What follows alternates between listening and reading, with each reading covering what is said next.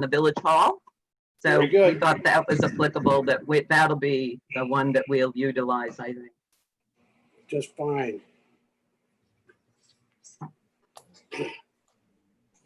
Oh, there it is. Yeah. See it? Yep.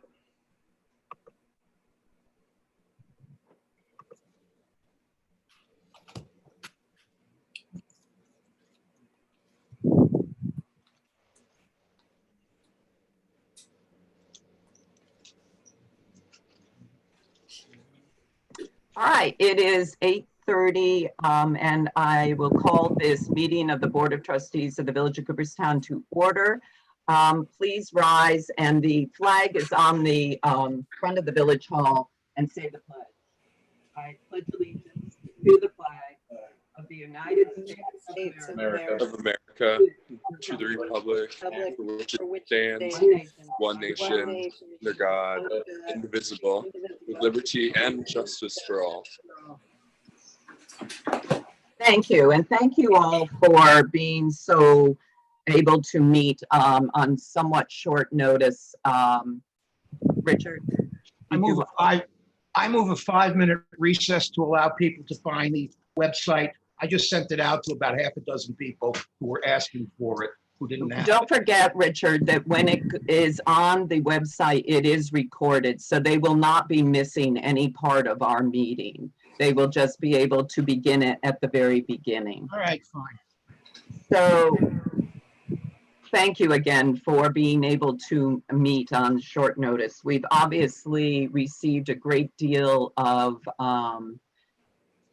complaints, wisely so, for businesses and individuals who don't seem to be complying with the public health guidelines for wearing a mask and socially distancing, etc. So it's very important that we send a strong message from the village of government. And that is why over the weekend I composed the frequently asked questions, which has information, as well as drafted a statement. And I know Joe did do quite a few edits. He's always our wordsmith. And so we're going to be, in a minute, putting that up on the screen. I've asked Cindy to screen share that, so we're all looking at the same document, and we will kind of work through that. I do want to point out, because I think all of us have been responding to phone calls and emails, and some have unfortunately received some inaccurate information. I just want to reiterate that the Otsego County Health Department does notify each municipality, each township, each village.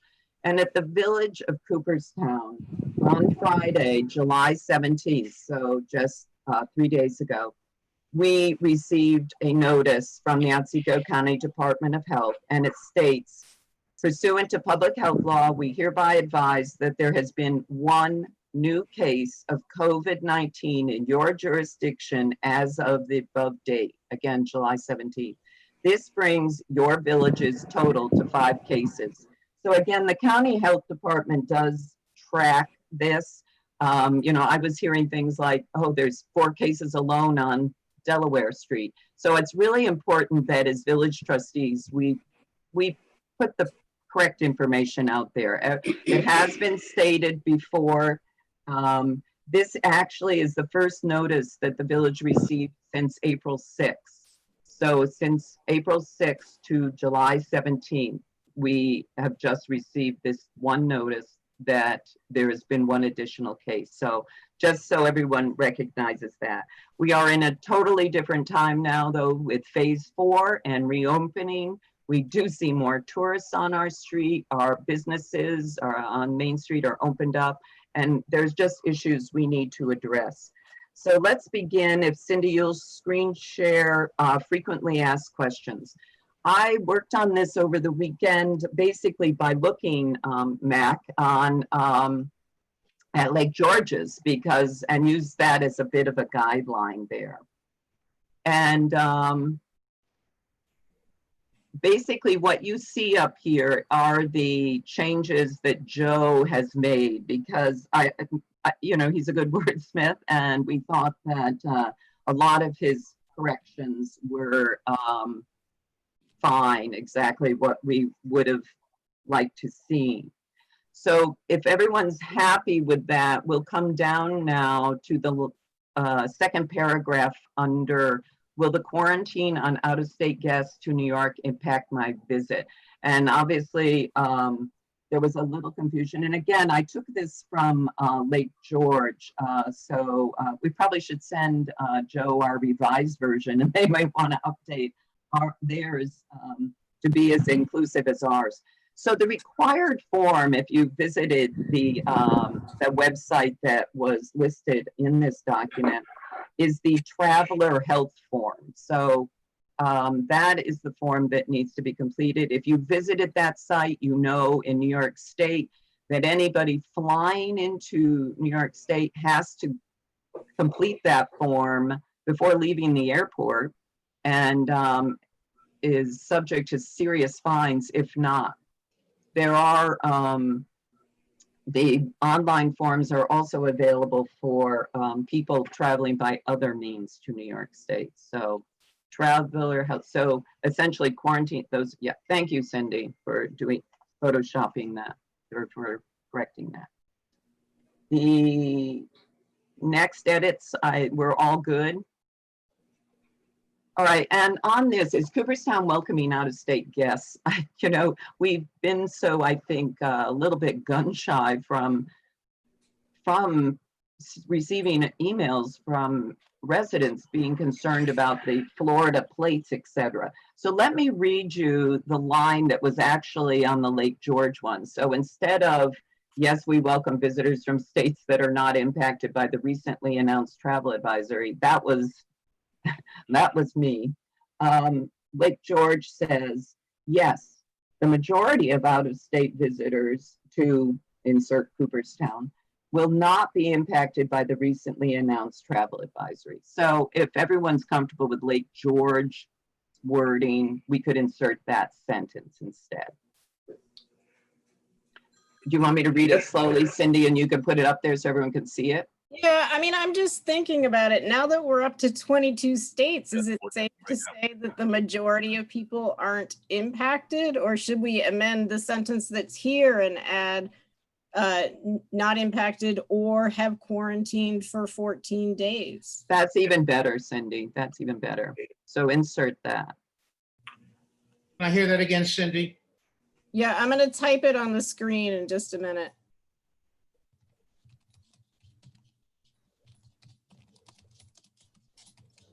Oh, okay. Or have completed their 14-day quarantine. Perfect. You know, this is Joe, if I may. Mm-hmm. I like the direction we're headed, but I still think this is confusing. Everybody is subject to the recently announced travel advisory. The question is, do they fall within it or do they fall outside it? So I think this not impacted by the recently announced travel advisory is a little, again, ambiguous. I'm trying to. So maybe what it could say, we welcome visitors from states that are not impacted by, you know, which do not have a high infection rate formula, because that is exactly what the travel advisory says. We welcome visitors from states that are not impacted by the, and what we're not trying to do, what we're trying to do is say, if you are in, I think we need to be explicit. If you are in a state subject to the travel advisory quarantine obligation, then you have to quarantine. If you are not from such a state, then you are welcome visitor. Please follow our social distance guidelines and whatever. But I never think it's useful to talk about it in the negative. We have to talk about it affirmatively. If you have quarantined, or if you're not from a state that's subject to quarantine. maybe But if we're trying everyone to else thinks, oh, I'm sorry. if everyone thinks this is clear enough, that's I'll go with it. But I think these facts should be as clear as we can make them. Yeah, I was wondering if after the or, Cindy, or, yes, we welcome visitors from states that are not impacted by the recently announced traveler advisory. And almost maybe make it a separate sentence or there, or for those in a state with a high infection rate who have completed their 14-day quarantine. Should we make it a little more explicit? This is actually more than a travel advisory. This is actually an executive order.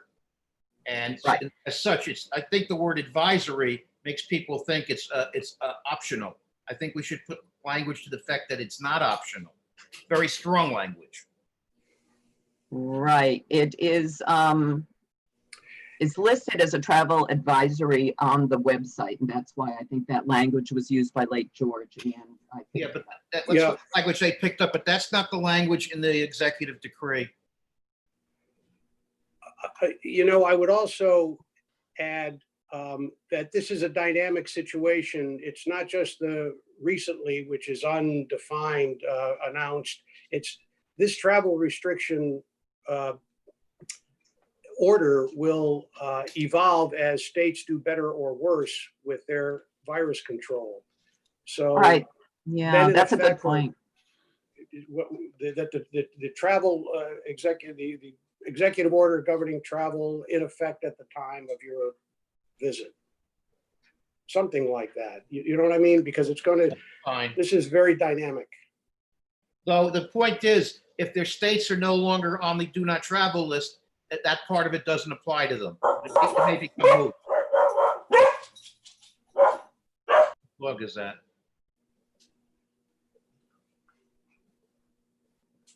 So, okay, so right now we have, yes, we welcome visitors from states that are not impacted by the required travel restrictions. Good. So we want, period.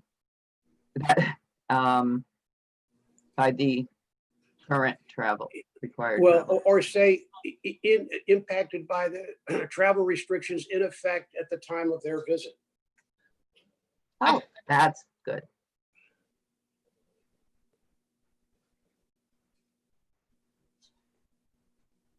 And I don't know if we want to really be that emphatic, but it's Okay, and worth Cindy, I wouldn't considering. totally get rid of that, what you're getting rid of, because I think then maybe a second sentence.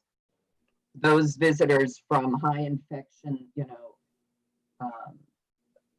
on the list or whatever, need to complete their 14-day quarantine. I think there's, I think there's, 2 sentences is a good idea. I think 2 is better. So that's fine. Two I short, really appreciate your handling the typing. 2 short sentences is always better than 1 long sentence. Yeah.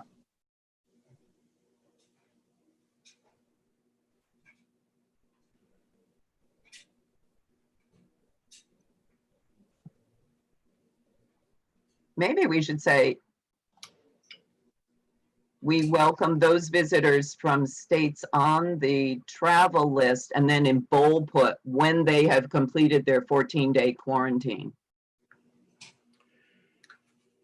So it's the same kind of we welcome, but then it's bolding that. Great idea. And I would use the word restricted travel list. Perfect. Can you say the beginning of that sentence again? Well, I was just again repeating sort of the first sentence. We welcome visitors from states on the restricted travel list Provided. when, I just want when they have completed, in bold, obviously, their mandatory 14-day quarantine. When they have completed their mandatory 14-day quarantine, and put that in bold.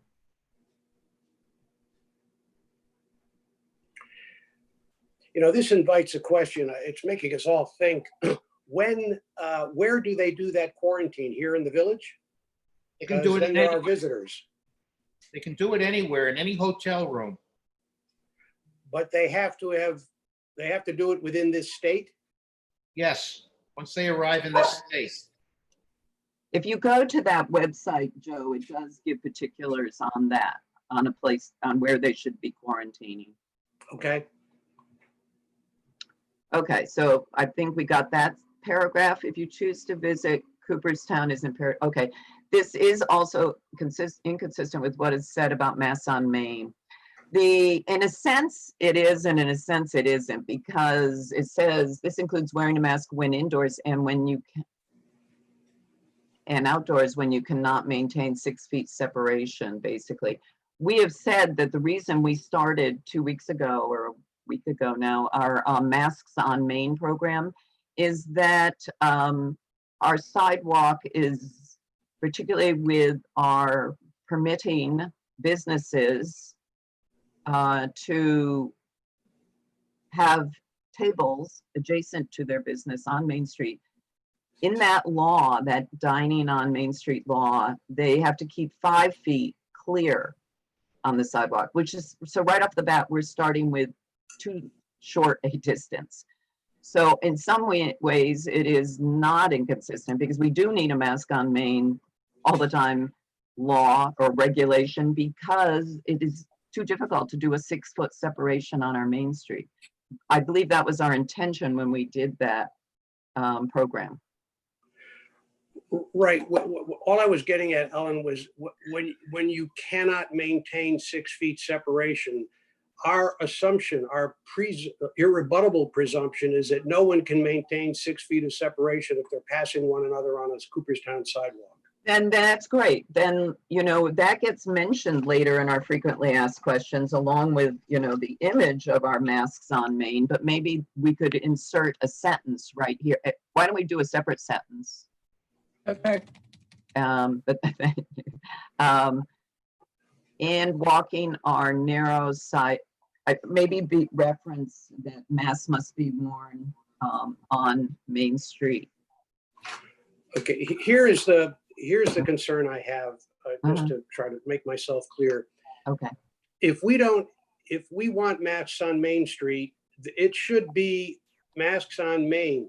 If we're carving out an exception here, and then everybody, either an enforcement person or someone else, is going to see, well, now they don't have a mask, but they're on Main Street.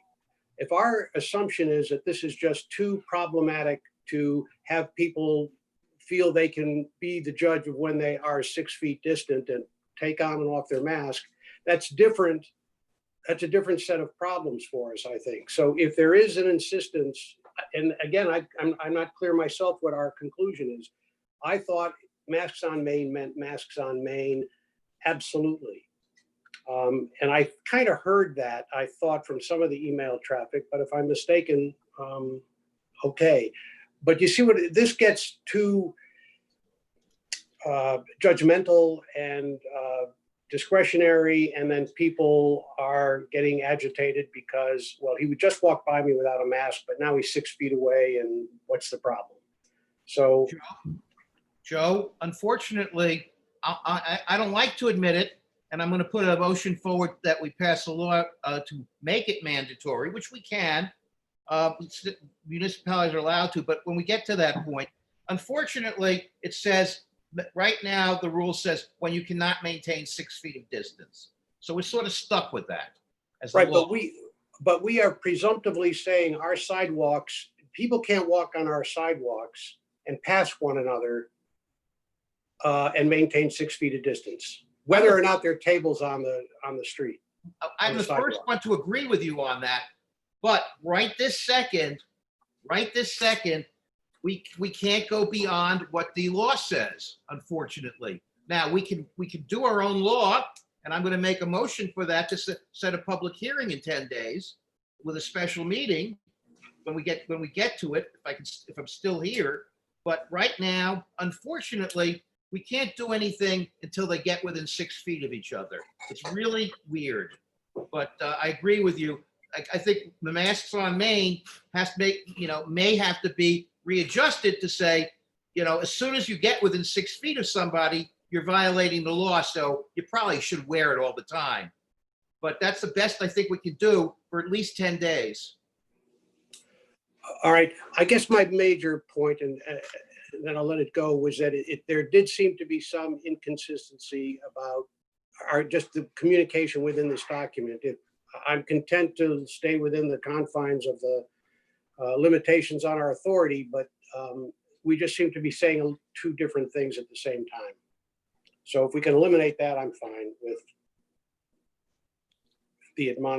with the direction that if you are within 6 feet, put it on.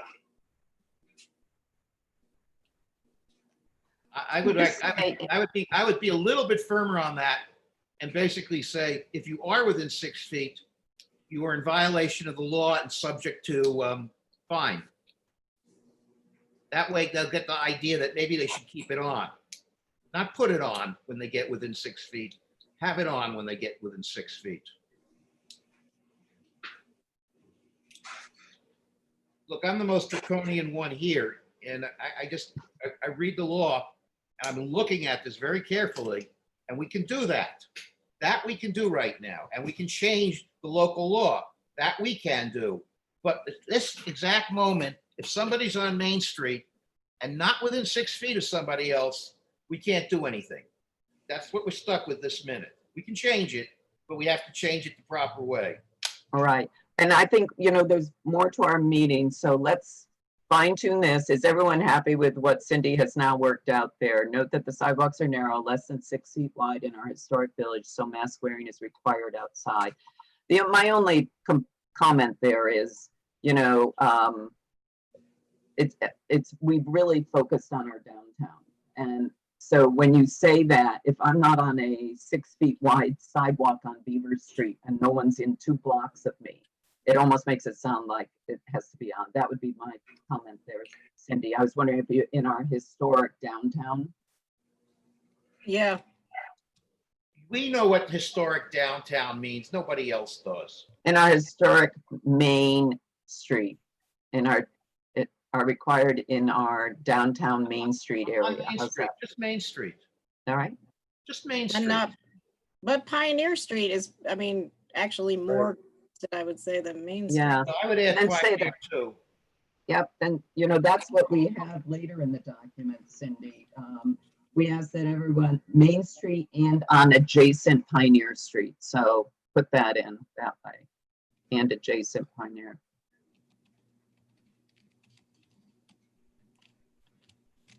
All right. All right. Now we are moving down. Where do I have to wear a mask? Sorry, I jumped.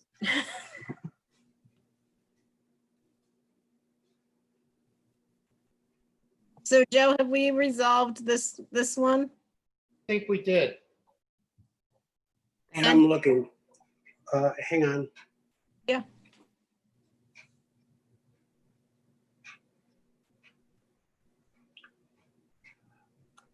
Okay. Do you want to make bold and underline or pick one or the other for both? Yeah, I was just gonna ask that. Which do we prefer? Maybe the underline? I like the bold. I think You the like the bold. bold? I like think the bold is more strident. So Yeah. make those underlines strident. Agree with you.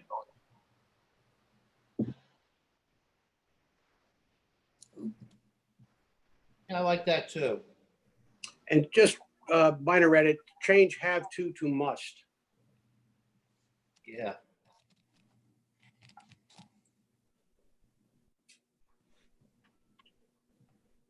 Yeah, and underline you, Or bold it. hold it, whatever.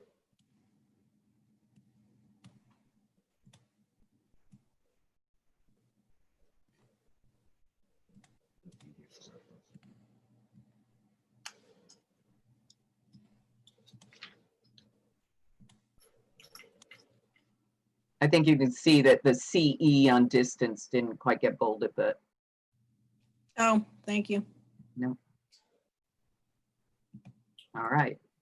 Oop. We good with that? Shall we go down? So And this, for some reason, Cindy, I noticed on this, when when Joe made edits, it skipped. So we have to obviously recombine what ended up being on like page 3 here. Yeah, let's see if I can do this quickly or if we'll wait until after the meeting to. There we go. All right, so did we finish with the end of the last one? Can you go back up a bit? Yeah, Joe had made a point to coolies that I think is a good point. That's happening on their private property where they have the tables near the door. I think that's a different issue, Cindy. What was that? I think that's a different issue. I mean, just to work through it, I think the answer to that is to tell coolies, technically you're in violation because you have people maskless where you have the entrance such that the people coming in cannot avoid the maskless people. Either move the table 6 feet away from your entrance, or we don't know what's going to happen when and I can't remember the correct term, the Alcohol and Beverage Commission. What's the correct term in New York for that? Yeah, Liquor Authority. Liquor Authority. Yeah. Specs. I had a separate issue. My issue is with the high tops being adjacent to the sidewalk. No one can pass by those tables on the public sidewalk without confronting a maskless person within 6 feet of them. I apologize. That's what I thought I was referring to. I wasn't clear then.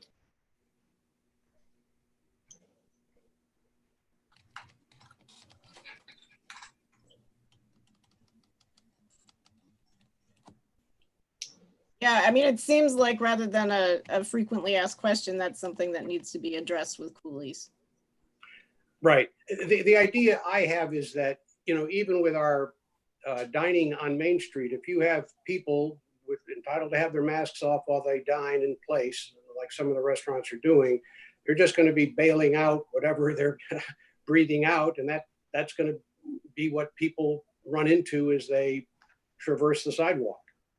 So that's if I understand the whole droplet concept. Again, that's something that we're going to have to address in a separate local law. Unfortunately, the way it works now is if you're sitting at the table eating, you don't have to wear a mask. If you think about it indoors in a restaurant, people walk by your table all the time getting to their tables. And we have no control over that. But they have to wear masks while they're walking. But the people eating aren't wearing masks and contaminating the people walking. All right. I think that it is something that will have to be discussed with anyone, that has the private property and isn't on the public property. So we will follow up on that. Why do I have to wear a mask? Dan, I don't think you made really any changes, did you? Oh yeah, you did, but we were all happy with those. Mm-hmm. Then we get to how are mass social distancing, how are masks. Maybe we should just say and social distancing. Yeah, I think we need that and in there now. So there is the section of the law, 66-3.2, which was in the updated public health law regulations issued on July 9th that gives the ability to cite violators. And under our police, we could do this. I do want to, I had several people say this is a great way for Village to raise money this summer by fining people. What everyone has to remember is that our police officers or the county sheriff's deputies would issue citations, but via due process. No one instantly has to fork over $1,000. Everything is adjudicated and the fine will be set by the courts. This money will go to New York State. So this whole concept that the Village has found an interesting revenue stream and our police officers can be collecting these funds was erroneous, and that got out there a little bit. But we certainly have it within our authority to cite, and then these people will be subject, according to whatever the court decides, a fine. And they have to go to court. So quite frankly, there's an annoyance factor that has a cost to people. That Yeah. alone. So to clarify, when a citation is issued, there's no figure on it, like a parking meter. The olden days, you had a parking meter ticket and the price varied. When a citation is issued, it will cite the particular law. In this particular case, it's going to cite Department of Health, Public Health Law, Section 66-3.2. And that then lets the court know, okay, I go to that section here, I can fine this person up to $1,000. You're a business, I can fine you up to $2,000. But it will be the court that adjudicates that. Right, and recall in that case, our police officer or the citation issuer is going to have to be the complaining witness, be off the street in the court dealing with that prosecution. That is exactly correct, and that is exactly what occurs now with, parking tickets. If the people, ask for due process and want a trial, if they don't just pay that parking ticket, that always happens. So now, what should I do if I have concerns? I thought that was great. Yep. Well, you made a couple edits there, and I think that's great. I think, Cindy, why don't we recommend that you do not, black. That was in there. All right, there we go. So I think this is really useful because I've had inquiries on, what particular law we would be able to use. So this cites it. What we are going to do is get this on our website, but also make sure that, the tourism businesses sites also have this information. We could print these and get them at the chamber, but also this is Cooperstown, etc. If there's other places people think they should be, just that we haven't thought about, let us know. Quickly, before we end this, I would bold that last line that you just added, because that's really important to people. We recommend, in fact, I would put it as a separate paragraph right below there. We recommend that you do not confront non-compliant persons. I can bold it easily. It's gonna go onto a third page if I may. Don't move it. I like it bold. I like it bold. I think that's good. All right. So let's move on to the statement. And again, we'll be looking at Joe sent quite some edits on that and some questions in there. So thank you, Cindy, for manning the keyboard. Mhm. Joe? Did you want to, Yes. you're the one who wrote the changes for the statement. No, we're doing fine. I proceed with the way Ellen dealt with the first document with my edits. I haven't seen your final edits. It went to all the board members. So Cindy will put it up here on the screen. The last copy I had still had questions in there. Well, this one does too. This is the same. I'll just show you. This is the marked up version, and this is the simpler version for ease of reading. I'm talking about the statement, not this. Yeah, she hasn't changed the screen to the statement yet. Oh, you can't see the statement? No, you have to change the screen. You have to unshare the one and share the other. My apologies. No. There we go. There we go. Thank you. I was looking at it. I realized you probably were. So this, the way you're seeing it right now, is with Joe's edits.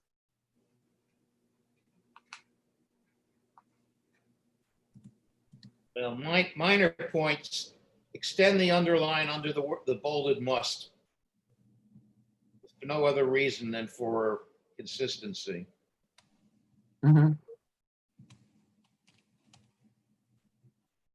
All right. So are we down to the third paragraph now? Is everyone happy with all of that? All right.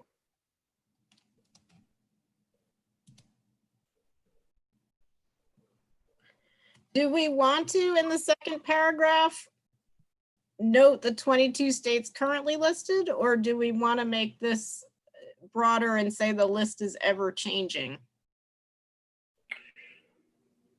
Yeah, I do think which is subject to change or something, but the link has the list, right? Yes. I don't think we need to repeat the states. But maybe you want to specifically say what that link is to in the sentence. Yeah.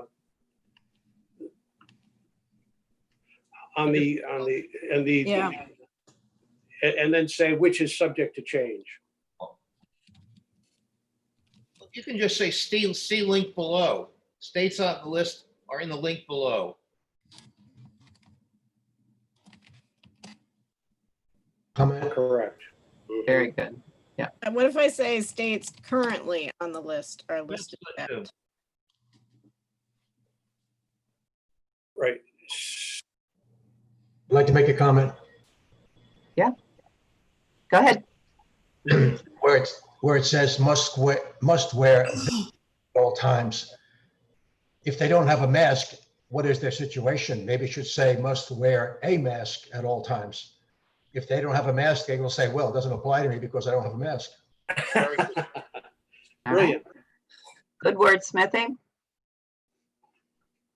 All right, is everyone all fine with that? Then we go down to July 9th or 2020 paragraph. Oh, I'm Just sorry. 1 second. I'm sorry. Cindy, go back up. We got a little wording up there just before the link. We've got currently in the prior line, currently on the New York list, states currently on the list are listed. You can fix that offline, but we just simplify that. Right. Excellent. All right.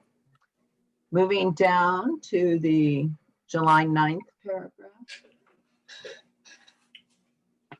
The authority is as we just did on our frequently asked questions. So it's, if Cindy, you could take it, or it's the section 66-3.2, which imposes an explicit enforceable requirement. So that is what needs to be in there. You could say, under New York State Department of Health Emergency Rules, section 66-3.2. 02 or 2? Just the two. I'm sorry, Ellen, what, New York State what? Department of Health Okay, Emergency Rule, great. and then section. Correct. And should there be a note there, please check that because it is subject to change? No. Joe, No, let's okay. You're going to turn this into a true court-based 5-page legal document with stuff like that. Don't want that. No, we don't want that. We want to get it. This states it.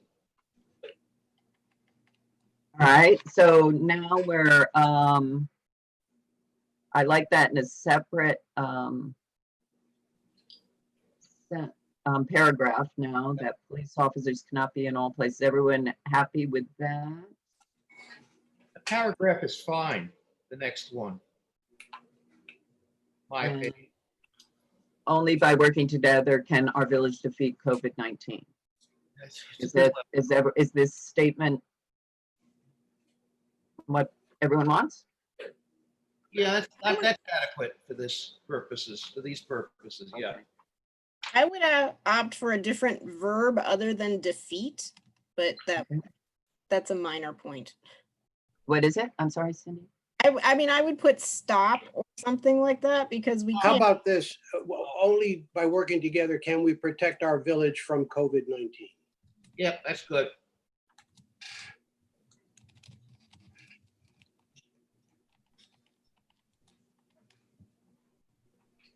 and strike village.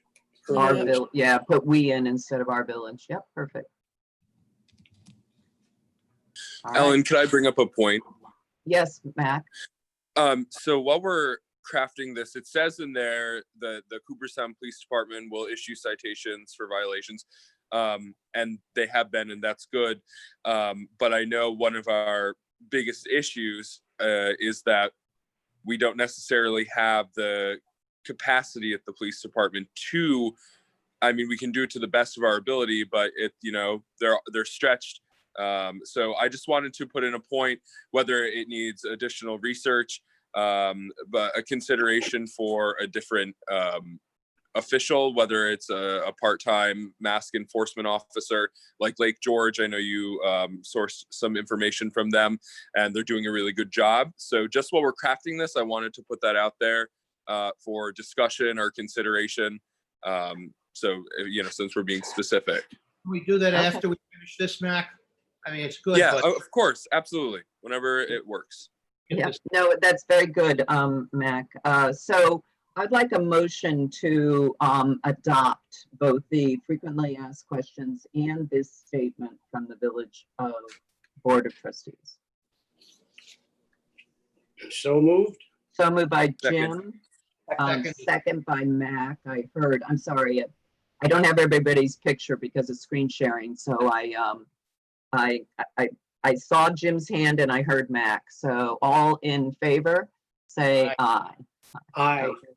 And I don't believe there's any opposed. So Cindy, I think we're done with that. So there, good. Now I can see everybody's faces again. Richard. I sent the Enforcement of Social Distancing Oh. Act, and I sent the executive decree to everybody. I move that those be entered into the minutes of today's meeting.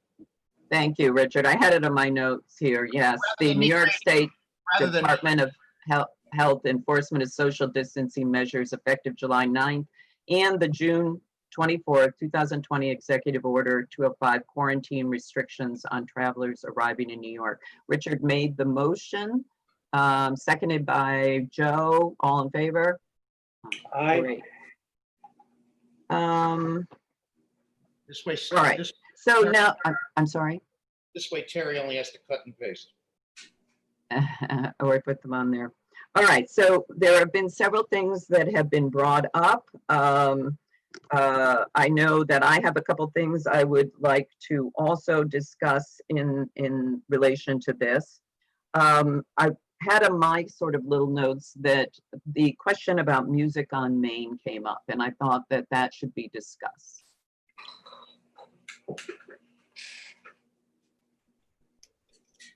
Joe, go ahead. Well, I was one of the ones who brought it up, and in looking at the opening guidelines that Cindy circulated, the public art and performance, the outdoor public art and performance criteria described or assume a for-profit controlled access and egress space. And to me, and the guidelines make sense if you have those sorts of controls, but we are not controlling that space in any way whatsoever, and really don't have the ability to do that without a lot of manpower. So I question whether we continue to permit that kind of activity on Main Street, or rather at Pioneer Park. In fact, my suggestion is that we discontinue it. Okay. Others? Cindy? Oh, I'm sorry. I thought you were. Somebody raise else your- can go first. Okay, Jim, I think I saw you then. I think it's a nice event, and I think before it's eliminated, we should try to find a way to make it work. And if we cannot find a way to make it work, then we have to consider taking it away, but not without trying to make it work first. Richard? And we can make it work if we have an officer present who enforces the separation. I passed by Friday night, the band wasn't distanced, and there were people sitting and talking, some without masks. I think I counted 4 people without masks, and there was no 6-foot distance. So the point that Joe just made is, if we come up with a way to control ingress and egress, we can have it. But if we don't do that, we shouldn't have it. Well, I think the people who should be able to control this event is the band itself. They have to speak to their audience, ask them to step back and do whatever needs to be said. Oh, that's ridiculous. Say it, then I can understand. That's not their Okay. job. They're playing All right. music, and they're in the middle of the song. They're going to stop every time. Just reminding everyone that we did adopt Free Fridays, Cooperstown Outdoors, and this was working with the chamber, which has always handled music on Main, and it's basically lines up the groups. I know, when everyone first read the public health law that had that additional section added on July 9th, that they saw, oh my gosh, only 10 people. But it's anything that's been modified by executive order or phases. And we are in phase 4, and our current phase 4 guidance will permit social gatherings of up to 50 people, don't forget. So, and I did note that Oneana on their Survive and Thrive program, which they are also trying to kind of support their economy, they had a band this past weekend on Saturday. So, I'm just putting that out. Cindy? Yeah, I agree with Jim that I think we should try to make this work. I mean, certainly one way we could do that is to have an officer in the area. That may not always be possible because we don't know when other calls are going to come in. But as someone pointed out, this is something we work on with the chamber, and the chamber has been increasingly staffing the kiosk.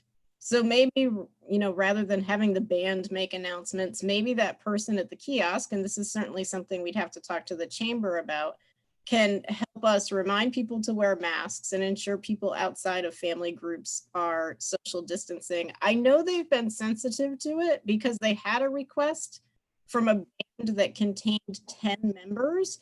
And I got a call and said, or maybe it was even 11, do you think we can do this? And we collectively decided, no, there's not enough space for the band, much less for others. So they've been trying to limit this to performing groups that are part of the same household or can social distance as they perform. So I'd like to give it a go and figure out by next Monday if we can work with the chamber to continue in some way, even if that means some modifications. How many sessions? How many times are we going to have bands in Pioneer Park between now and next Monday? Friday night. Well, I suppose it could be individually. We can ask the chamber to have somebody there reminding people that they have to maintain distance or wear masks. And then we can work out with them next Monday exactly what we're going to do. Joe, I can see your hand. Yeah, I just want to say, we have a public space that we are now giving to the Chamber of Commerce to be our kind of quasi enforcement entity to manage that public space for this kind of gathering. And I'm all for public-private partnerships, but when we're considering what we're up against and what we're trying to protect against, I just don't see how that really is going to work. I'm just worried, just in the balancing of the risk. Trying to make it work is one thing, and failing to make it work is not a good outcome. So I just, there is Doubleday parking lot. There is Lakefront Park, if we can, somehow enforce social distancing there. But you've got 2 walls enclosing the space. You've got the musicians projecting without masks. You've got people drifting in and out. It's maybe it's okay, but one of the problems as a layman is I don't understand the science entirely, but my general impression of the science is that there's a risk, and in this case, an avoidable risk associated with the music on Main. I'm going to withdraw my previous statements. I agree with Joe now. He's right. Anyone else? Jean? I'd really like to see us try to make it work. I mean, outdoor we want people outside. And I think that's a pretty safe place to have some entertainment. People aren't just sitting in Pioneer Park. I mean, people can be walking around Main Street and enjoy the music. And if we have a police officer or somebody who can kind of check in and remind people about mask wearing and social distancing, I think we need to give it a try. Okay. Yeah, I just want to say I totally agree, Gene. I think that one of the luxuries of having music on Main is that you don't actually have to be in Pioneer Park to enjoy the music. It carries quite far, you know, and it is considered, I mean, obviously under phase 4, it's permitted, but it's also considered a really low risk activity. And I just, you know, protecting the public health, extremely important. That should be our focus. But I also don't want to lose sight of, you know, supporting our local downtown businesses, and we're making sure that we're doing what we can to also keep our economy alive best we can. Thank you, Mac. Well stated. Richard? I agree that this is a good idea. We need to have somebody responsible policing it. The problem is if we do a carve out for this, then we're going to have to start doing carve outs for all sorts of things. We either enforce the law or we don't enforce the law. So how do we do this? I'm happy for 1 week till we can get a better idea that if the Chamber of Commerce says they'll have somebody there to address the crowd and to politely separate, ask people to separate, and if they don't, call the police, I'm fine with that for 1 week. But long term, I don't want to carve out, because that just means everybody else asks for a carve out. All right. Okay, Why so don't we, oh, I'm sorry. if I can just, I'll direct people to the guidelines that Cindy pointed out and see if we feel that this activity can fall within them. Number 1, restrict and modify the number of workstations and employees so that individuals are at least 6 feet apart in all directions. Enact physical barriers between employees. See, this is like a private enterprise. Enact physical barriers between employees and patrons. So that may be between the band and the visitors. Have encouraged patrons and visitors to purchase tickets in advance. Implement specific visit times when issuing tickets and timed entrance to avoid crowding. Designate separate entrance exits to the greatest extent possible. Rearrange. So I think, you know, Cindy did send that around, and I think we all read that to a degree. It's in phase 4, and it's, you know, for those businesses that can operate. And we both agreed that it's very funny because it says low risk outdoor, but it 100% talked about kind of indoor employees and workstations, etc. If you want, I will touch base with Gary Herzig, because as I said, they also had music on their Main Street on Saturday, and as I understand it, quite successfully. I think perhaps we could, it seems like many people would like to see this continue. We will see how it functions on Friday, and if we all kind of take a look at it and say, oh, this is not working, we'll be in much better shape at our board meeting next week to kind of make some different calls. Okay. We're in there. Thank you. All right. Sorry to interrupt. Can we dedicate a couple of minutes to discussing the possibility of, you know, because having warm bodies to enforce this seems to be like kind of the problem of problems that we're having. And I thought that Lake George's model was really good. So I don't know if you had a chance to see the news article that I'd sent out, but I would just like to hear your feedback or thoughts on the possibility of having someone who's dedicated, you know, Thursday, Friday, Saturday, Sunday to being downtown on Pioneer and Chestnut, just kind of facilitating, reminding people and encouraging them to social distance, wear their mask. And I don't, you know, of course, we're obviously under some pretty dire budgetary constraints, but if we could swing something like that, I think it would be valuable, because a lot of the feedback in these emails was just a lack of having enough capacity to, you know, get people to follow the state guidelines and the executive order. So, I mean, what are your thoughts on that? No, I think it's a good idea, Mac. Richard? I think we need a sworn officer, peace officer who can protect themselves. I think if we just throw somebody out there, who, even if they're wearing a uniform, but if they're equivalent, it's gonna take a while to get that done. If they're the equivalent of our parking ticket enforcement officer, I think this issue is so inflammatory that I think that we're putting an employee at unnecessary extra risk. Now, if we can hire a police officer to do this, fine. But anything short of that, I think is a mistake. Why don't So- I, before our meeting next week, I'll contact Lake George and get some more information on exactly their enforcement officer, what was involved in it. It's a good Alan, that concept. would be great. I mean, I understood it to be kind of an extension of the zoning and codes enforcement officer. That was kind of what it was modeled after, I believe, but more information would be great. That is what I'm looking for. I will Let me know gather how I that can help out. information. I do want to point out that, as this sort of groundswell was occurring and at the end of last week, that we had an officer, and I had several people say they witnessed this officer, with his mask on, going up and down Main Street, going into the businesses that on which we had sort of had complaints, double checking with that other businesses as well were complying. So we will be, we are limited staff, but that is the approach we're going to be taking. And they are going to also be able, because they are police officers under public health law, to issue citations. So I think that is what will begin this week.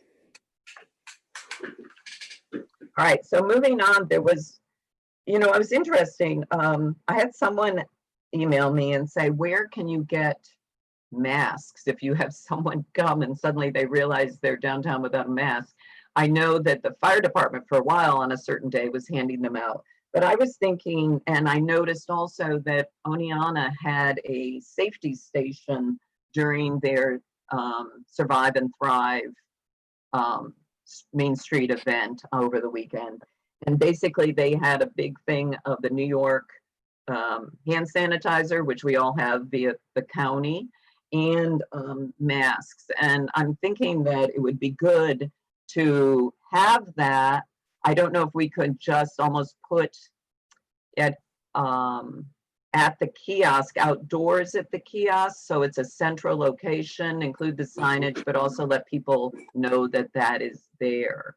So it would probably require, I'm not expecting the chamber to purchase the masks, but that the village would purchase, whatever a quantity of masks to have there, and set up one of the big gallon jugs of the New York Clean. Jim? Possibly having a person on Main Street handing out masks might be quite effective and kind of a peaceful way to interact with people, non-confrontational, rather than having someone go to try to find a mask, just walk up to them and give them a mask. Mhm. Well, that may be that once we've had the discussion with Lake George and seen what they had involved, that could be something. I think I'd like to take an initial action though and have that sort of set up. I think that's easy. It'll take a few days to get masks in, so we at least have the stuff on hand. All right. Ellen, were you suggesting putting that at Pioneer Park, like just in center downtown? I was by the kiosk. At first I thought on the village hall front porch or something, but we're really at the end of it. I think that's a much more central location and could even address any issues people have right now with the one music on Main we're still allowing on Friday night. And Ellen, I believe Cindy had said that we are getting signage in, various signs that will be placed throughout the village. Are those in? Do we have a timeline on those going up? The magnetic signs have gone up. We are slightly reliant on store owners to put the paper signs in their windows. If you walk down the street, Okay. I mean, I have seen some, we'd love to see more. We have, Cindy and I were talking about this. We're going to have, you know, the former CVS, which has, you know, a big window front. They've agreed to post some of those signs as well. So we are Great. hoping to get more of that signage out there.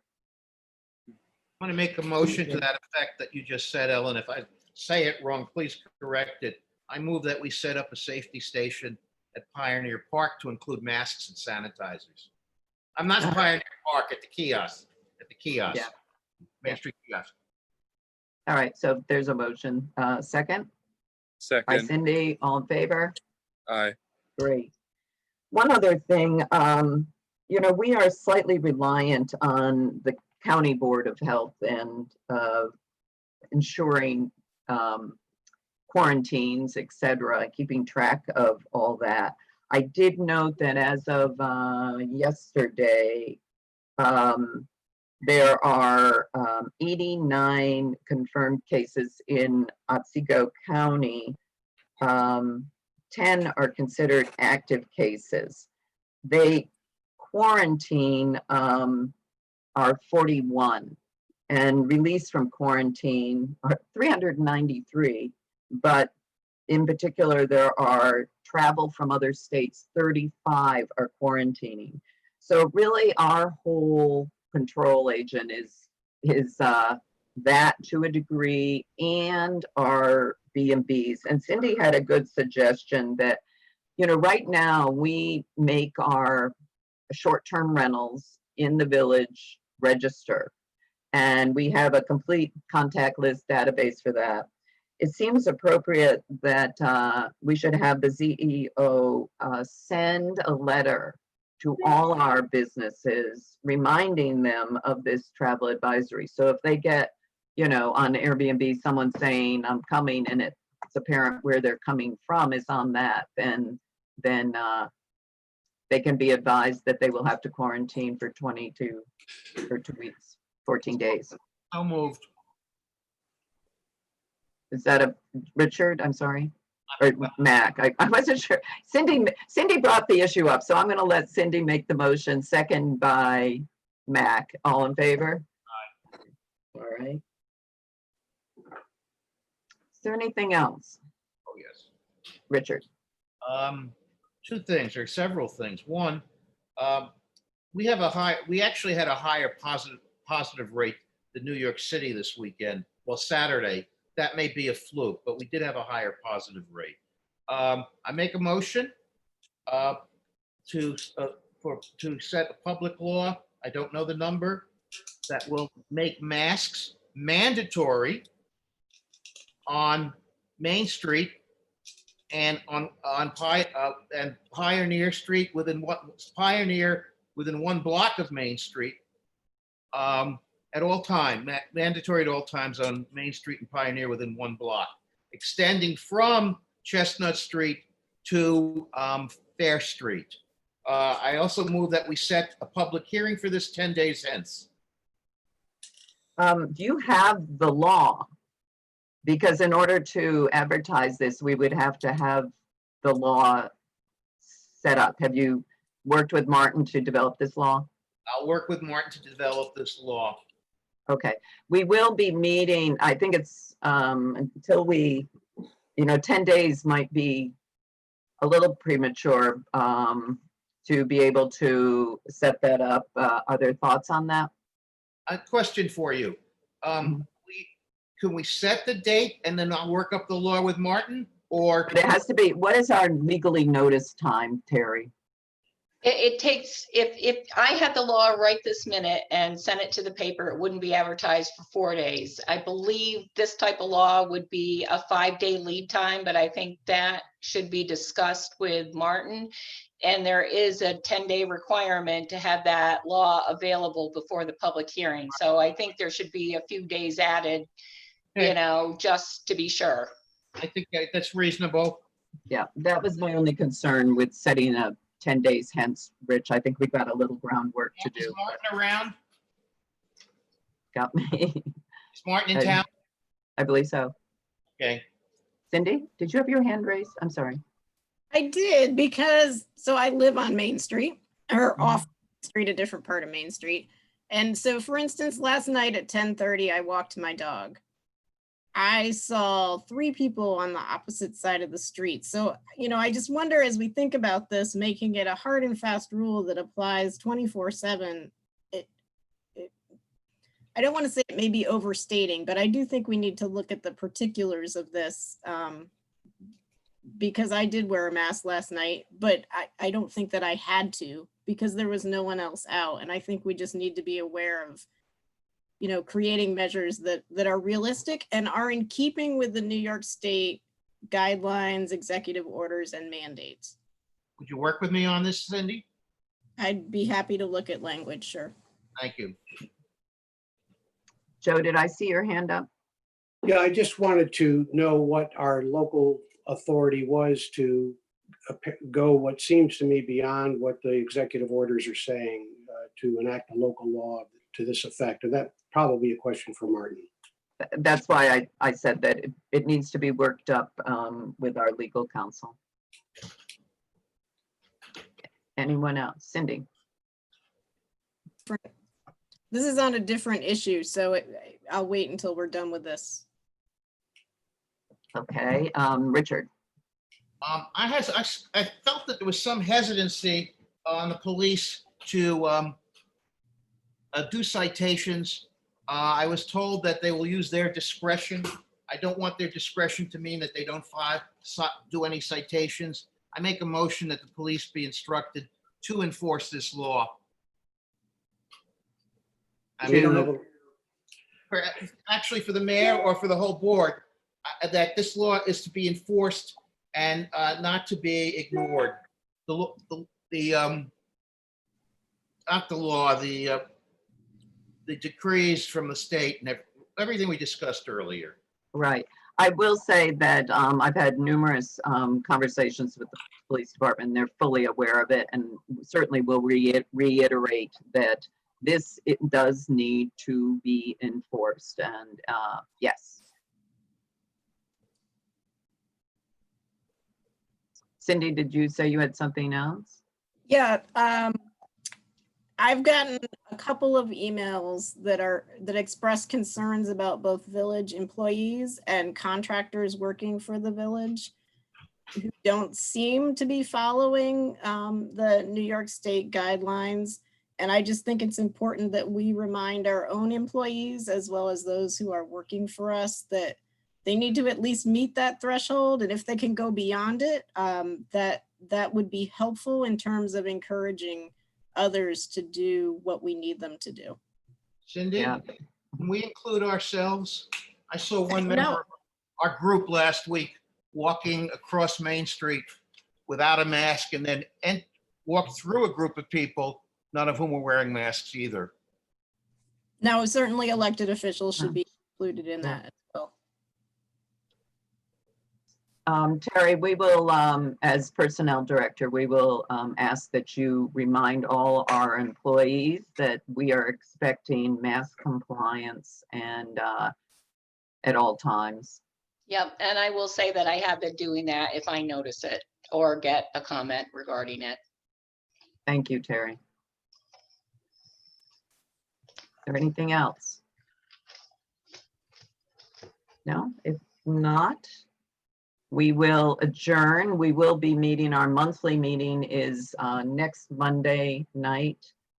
We had discussed meeting in person at the ballroom, socially distanced. Are there any concerns with that, or is there a feeling that it would be better to stick with a Zoom meeting? I will point out that many of our surrounding townships have been meeting socially distanced and has allowed the public to attend.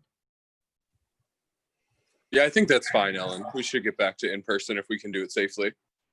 Thank you, Mac. Joe? Well, the Mac's point is if we can do so safely. I find these meetings by Zoom to be efficacious. I think the community is definitely tuned into the Zoom opportunity. The idea of congregating the public isn't a good idea at this stage of the game. So I would be in favor of a Zoom meeting. Don't forget that basically our meetings would still be recorded, so the public still would have an opportunity, even if they didn't feel comfortable coming to the ballroom.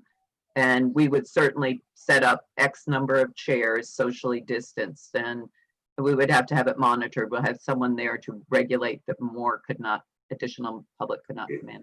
Right, Richard? and just to finish the point, in that case, I still, based on the emails we've received, I think there is still a lot of concern that people would prefer to err on the side of caution. And I think they would like to see the meeting as it happened, as opposed to have to chase down the recording. Just wanted to put that into the mix as well. No, Yeah. Joe, even when we go back to being in person, it'll still be like a live feed. We're not going to stop broadcasting on our YouTube stage or channel. Well, that's Like they a little won't have to go different. back and watch a recording unless they miss it. Oh, I thought, Ellen, I misunderstood then. I thought that it wasn't live streamed while we're in person It is streamed. Yeah, it's a live stream. and recorded. So it's streamed and recorded. Yeah. Yep. So they would still, so Okay. if they did not feel comfortable coming to in person to the ballroom for a public meeting, they would still. Okay. Jim? Well, excuse me, well, I will be happy to attend an in-person meeting. I think these Zoom meetings are quite good, and if not better than meetings, but that's just my opinion. I'm willing to go either way. Don't forget, though, that under the current New York State guidelines, these do not count. The open meetings law was extended, that suspension of it was suspended to like August 5th. So we could continue this, but it's we also are not, and we tell people they can email, they can write letters, they can phone call us, but there is a reduced amount of public input when we are kind of meeting like this. And all these meetings require a word-for-word transcript because the public is not directly in this meeting. So there are several reasons why I think it would be good to get back to an in-person. Richard? As long as we have some officer or somebody at the door that makes sure that we don't get congregations going in and out of the door, I'm okay with it. But I will tell you, I have personal N95 equipment, so I'm not uncomfortable with that concept anymore. All right. Well, if that's the case, then it's time, I guess, to adjourn. Thank you all for attending this morning and for all your input and ways we can help our village at this time. I really appreciate it. Thank you. Have a good meeting. Thanks, all. Have a good one.